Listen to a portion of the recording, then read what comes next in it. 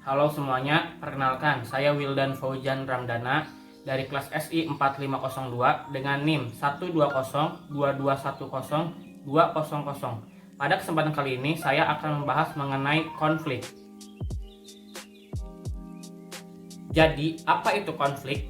Berdasarkan Kamus Besar Bahasa Indonesia, konflik adalah percekcokan, perselisihan, serta pertentangan. Sedangkan menurut Maluyu Hasibuhan, konflik adalah persaingan yang tidak sehat berdasarkan ambisi serta sikap emosi dalam memperoleh kemenangan. Selain itu, Faisal Rifai menjelaskan bahwa konflik adalah ketidaksesuaian antara dua atau lebih anggota-anggota atau kelompok yang merebutkan sumber daya yang terbatas atau kegiatan-kegiatan kerja dan atau mereka mempunyai perbedaan nilai, status, tujuan, serta persepsi. Nah, berdasarkan sumber literasi yang telah didapatkan, saya menyimpulkan bahwa konflik adalah situasi yang terjadi pada beberapa pihak yang bertentangan mengenai hal-hal yang mereka perjuangkan.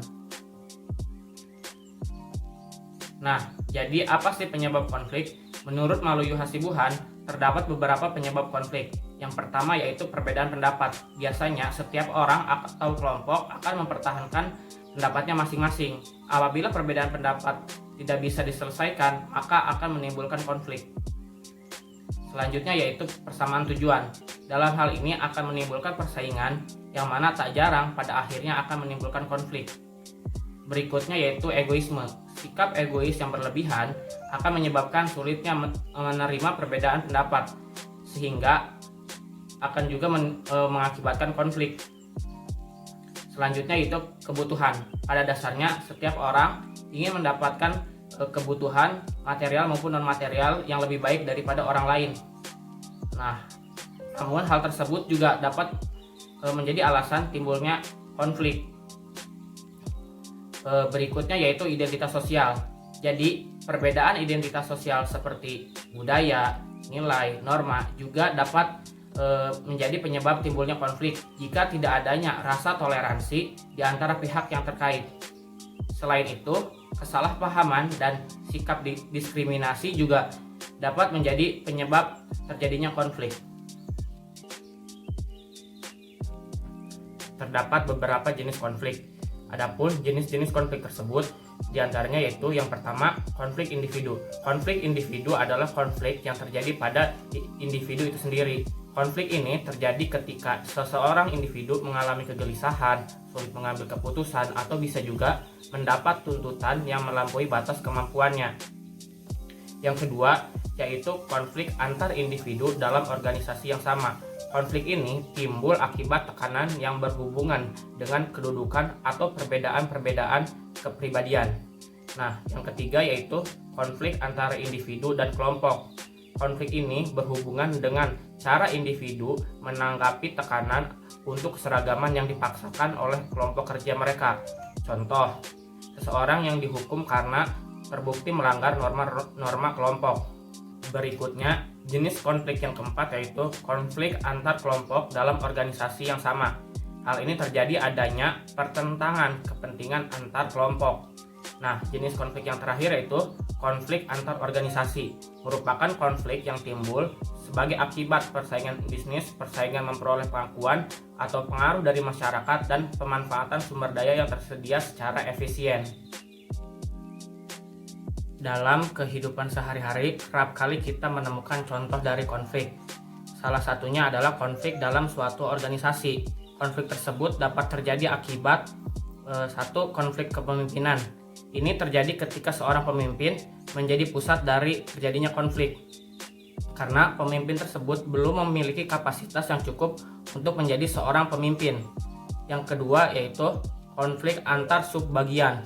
Dalam organisasi, masalah ini terkait erat dengan kepemimpinan, karena sebuah subbagian tanpa kepemimpinan yang kuat akan mengalami masalah. Yang ketiga yaitu perbedaan kepribadian. Konflik semacam ini pada organisasi biasanya terjadi karena persepsi yang salah tentang sikap anggota kelompok lainnya. Ketika tipe kepribadian yang berbeda bekerja sama, kemungkinan kesalahpahaman tentang karakter dan tindakan satu sama lain akan menjadi tinggi. Berikutnya yaitu gaya bekerja. Perbedaan gaya bekerja terkadang membuat individu tidak dapat bekerja dan membuat keharmonisan dalam tim. Miskomunikasi akhirnya bisa terjadi. Selain itu, perbedaan ide dalam brainstorming. Debat singkat dalam sesi brainstorming akibat perbedaan ide juga dapat memicu terjadinya suatu konflik. Bentar, kok balik ke produksi lagi? Dalam packing kan itu prosesnya gak ada benda tajam. Bahannya dari plastik semua. Mana mungkin bisa merusak barang. Tapi nggak bisa menyalahkan kita sepenuhnya dong. Oke, sebentar. Contoh nyata konflik dalam suatu organisasi pada kehidupan yaitu konflik yang terjadi dalam rapat anggota DPR. Menurut Tempo.co, pada tahun 2021 setidaknya telah terjadi 3 kejadian konflik pada rapat anggota DPR. Hal ini terjadi pada DPRD Kabupaten Solok, Sumatera Barat. Berikutnya yaitu DPRD Kabupaten Malteng, Maluku Tengah, dan DPRD Kabupaten Bone di Sulawesi Selatan. Bapeda Abjan Sofyan.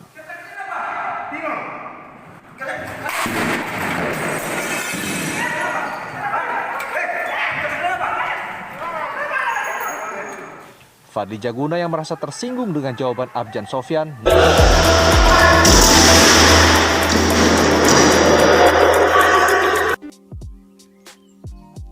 Konflik tidak bisa dibiarkan begitu saja, harus ada langkah penyelesaiannya. Nah, terdapat beberapa cara yang dapat dilakukan untuk mengatasi konflik. Adapun cara-caranya yaitu, hal pertama yang dapat dilakukan yaitu dengan melakukan komunikasi yang baik. Pendekatan komunikasi merupakan elemen paling penting dalam memahami konflik dan menemukan resolusi konflik. Dengan komunikasi yang baik dapat mengurangi bias-bias yang terjadi dalam konflik. Selain itu, komunikasi dapat mengurangi prasangka-prasangka yang terjadi selama konflik. Nah, yang kedua yaitu dengan berunding.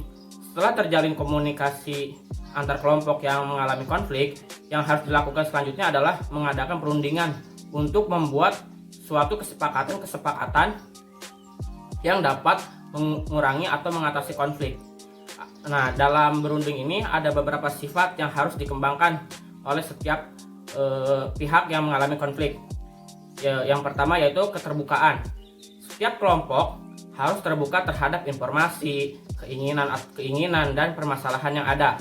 Dengan sikap saling terbuka dapat membuat setiap kelompok akan mengetahui, memahami apa yang sebenarnya terjadi pada setiap kelompok. Keterbukaan juga bermanfaat untuk mengklarifikasi isu-isu selama terjadinya konflik. Nah, yang kedua yaitu saling menghargai. Setiap kelompok harus bisa saling menghargai pendapat atau keinginan pada lawan konflik. Dengan sikap ini dapat menjaga dan membuat suasana kondusif selama proses perundingan. Bila kedua sifat tersebut bisa dikembangkan dalam perundingan, maka tidak mustahil kesepakatan bersama akan lebih cepat diperoleh. Nah, setelah melakukan perundingan yaitu menerima dan menjalani setiap keputusan yang telah disepakati sebelumnya. Setelah kesepakatan telah ditetapkan secara bersama oleh kedua belah pihak, yang harus dilakukan setiap kelompok adalah menerima kesepakatan tersebut dengan lapang dada. Selanjutnya, setiap kelompok melaksanakan ketetapan yang telah disepakati bersama tersebut. Dan langkah terakhir yaitu evaluasi. Evaluasi sangat diperlukan untuk menilai apakah kesepakatan yang telah disepakati dapat dijalankan dengan baik oleh kedua belah pihak. Bila tidak berjalan dengan baik, maka proses evaluasi harus dilakukan oleh setiap kelompok. Evaluasi juga bermanfaat untuk mengidentifikasi hambatan-hambatan atau permasalahan yang terjadi setelah perundingan. Nah, dengan adanya evaluasi, setiap kelompok akan mengetahui apa yang sebaiknya harus dilakukan ke depannya agar konflik tidak terjadi kembali. Oke, jadi hanya itu yang dapat saya sampaikan mengenai materi konflik yang terjadi dalam organisasi. Semoga materi yang diberikan dapat bermanfaat dan atas perhatiannya saya ucapkan terima kasih.